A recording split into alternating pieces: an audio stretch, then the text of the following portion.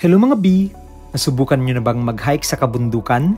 Nandito kami ngayon sa The Jar Farm Country Club para sumali sa kanilang Sunday morning breakfast hike. Alas 6:30 pa lang ng umaga ay nandito na kami sa Lauingen, Santo Domingo para sa aming pre-hike orientation. Nag-warm up na din ang aming grupo para hindi mabigla ang aming mga muscles sa pag-akyat ng bundok. Sabi ng mga organizers, beginner-friendly naman daw yung trail, kaya confident naman akong hindi ako mahihimatay. Mahigit kumulang 30 packs kaming sumali sa hike na ito. Sa umpisa, hindi naman talaga matarik yung daan, but as you get deeper and deeper into the beaten path, mas nagiging makitid, maputik at madamo yung daanan. May mga ilan pa nga sa amin ang nagkagalos dahil sa mga thorny na damo.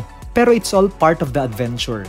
Sa pag-akyat ng bundok, kailangan mong maging maingat para hindi ka dumulas at gumulong-gulong pababa. Ang maganda sa hike na ito, may mga kasama kaming mga trail masters na nag-guide at uma-assist sa amin sa mga mahihirap na part ng trail. Para hindi kami mapagod ng husto, sinamahan namin ang hike ng chismisan at kwentuhan about life.